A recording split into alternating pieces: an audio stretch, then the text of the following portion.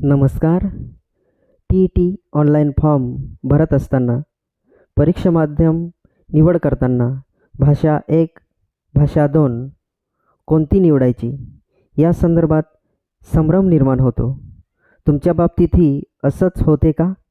याचे उत्तर हो असेल तर हा व्हिडिओ संपूर्ण पहा.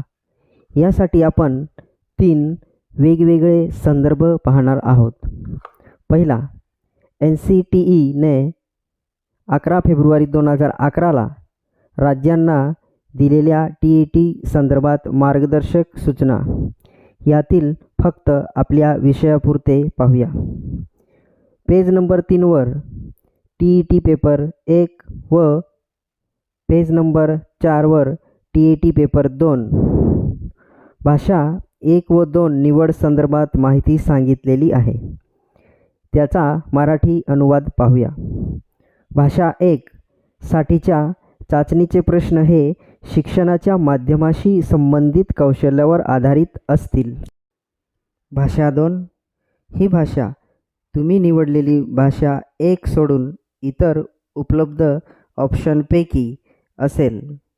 उमेदवार उपलब्ध भाषा ऑप्शनपैकी कोणतीही एक भाषा निवडू शकतो आणि अर्जामध्ये त्याचा उल्लेख करणे आवश्यक असेल.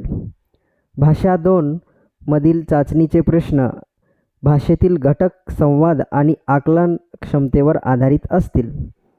थोडक्यात, भाषा 1 ही तुमची मुख्य भाषा मानली जाते, जी साधारणपणे तुमच्या शिक्षणाचे माध्यम असते. यामध्ये तुमचे त्या भाषेवरील प्रभुत्व किती आहे हे तपासले जाते. भाषा 2 ही भाषा 1 पेक्षा वेगळी असणे अनिवार्य आहे. तुम्ही दोन्ही ठिकाणी एकच भाषा निवडू शकत नाही. काठिण्य पातळीचा विचार केला असता सहसा भाषा ही भाषा 2च्या तुलनेत थोडी अधिक सखोल असते. संदर्भ 2 CTET नोटिफिकेशन. याचा अर्थ पण संदर्भ 1 नुसार जवळपास सारखाच आहे.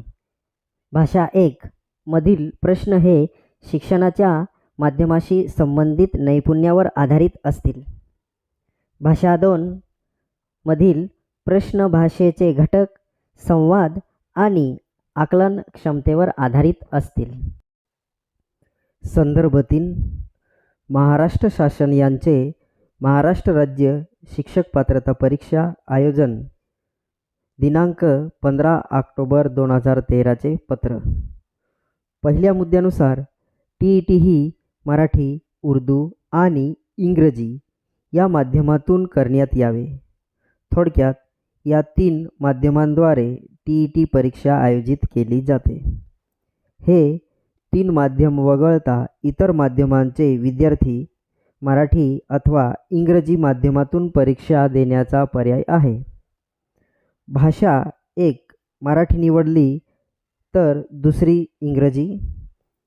भाषा 1 इंग्रजी निवडली तर दुसरी मराठी.